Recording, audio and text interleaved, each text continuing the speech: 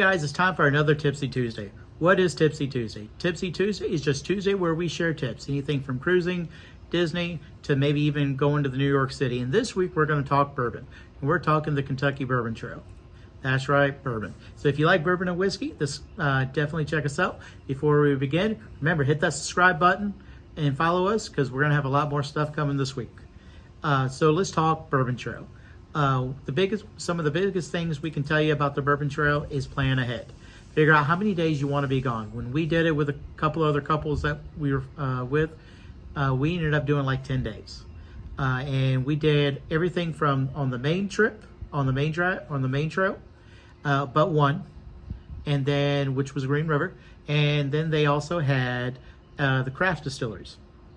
And we did quite a few of those. In fact, there's 4 different sections. We ended up finishing one whole section.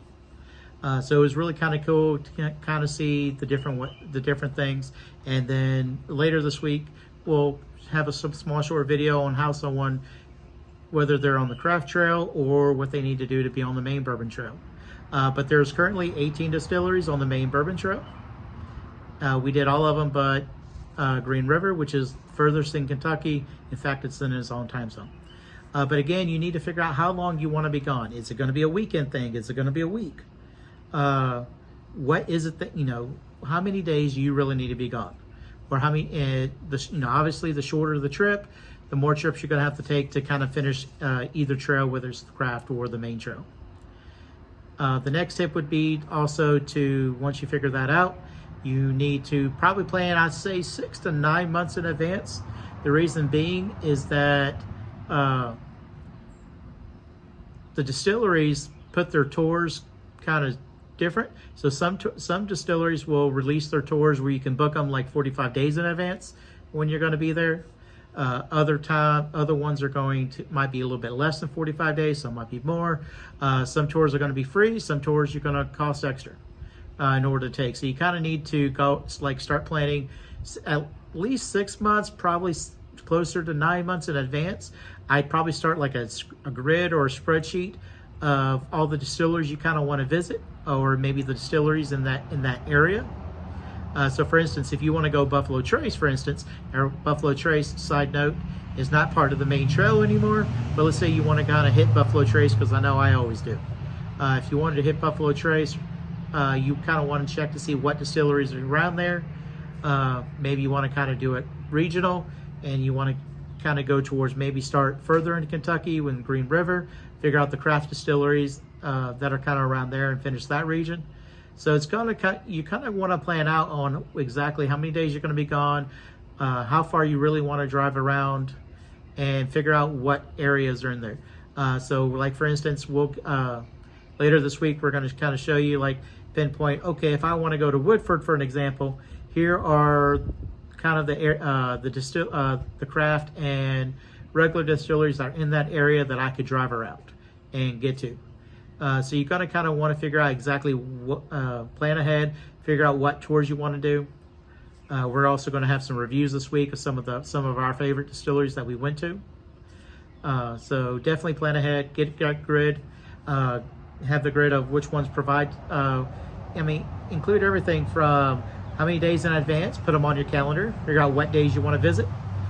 So you can kind of get up nice and early to get those planned, because some of them do go quickly. On the grid, you want to figure out if they're free or you have to pay. So if you're just doing it, you and your spouse, or you and a couple other people, you're going to want to have that money ahead of time, if for any that you have to pay for. And then what days of the week do they actually do the tours? Because that's going to impact any. So let's say you decide to do a Monday, Tuesday, Wednesday in Kentucky. Well, some distilleries may not do tours on Mondays, or they may not do it on Tuesdays. So you're going to kind of have to want to play with that and figure out, exactly what days can we do it. The other tip that we have is you also need to figure out if you want to go tour heavy or if you want to go tasting heavy. And what I mean by that is when we went tour heavy. We did so many tours. The tours isn't just about tastings. It's you get to actually take a tour and how they do things. You get to see kind of like right there on site. You kind of get to view everything, the rick houses, kind of like the plot and their buildings. And I think one of the coolest things, I'm not a big fan of Maker's Mark bourbon, but their bottling facility, phenomenal. So that part of the tour I really did enjoy. It was kind of cool to see. We did some other tours where people actually still do, bottle by hand. Others where they're actually labeling them by hand. So that was really cool to see. And so you kind of want to figure out what are the different tours, what are some of the ones you kind of want to see, like the plants on, like the plantation that they're on, their land, and how they're set up. Some of them are really cool. Some of them have been there for years, and then they just have a lot of history for each of the distilleries, and that's really neat to kind of see. Those are kind of the biggest tips I got for you right now. Definitely plan ahead. Definitely do some research. If you need help, give us a call. Again, this is Papa J with Rose Petal Adventures. If you just want some help, we can help you do some of the research. We've done it before. If you're like, hey, I need help, and these are kind of the distillers I want to do, or hey, I live here and we're going to drive through. Which ones would you recommend? We don't mind helping you that out.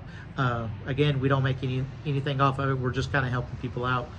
We can help you set up some hotels if you need to. Help you find some hotels that are kind of near there, kind of save some costs, tell you what your options are, take some of that research off of you. Again, rosepetaladventures@gmail.com if you have any questions. Again, we're going to have a lot more bourbon coming up. Again, so just to recap, as I started to, it's one of those squirrel moments. Basically, you're going to want to plan ahead 6 to 9 months. You're going to want to start a grid to where what tours you kind of want to do, what areas you want to kind of be in, and start that grid at the distilleries to figure out how far in advance do you need to actually book some of those, figure out which ones are free, which ones you have to pay for. All right, that's all I got. Papa J with Rose Petal Adventures. Remember, if you haven't done it yet, hit the subscribe button. We have a lot more bourbon stuff, bourbon talk coming this week, and look forward to seeing you guys on the open road.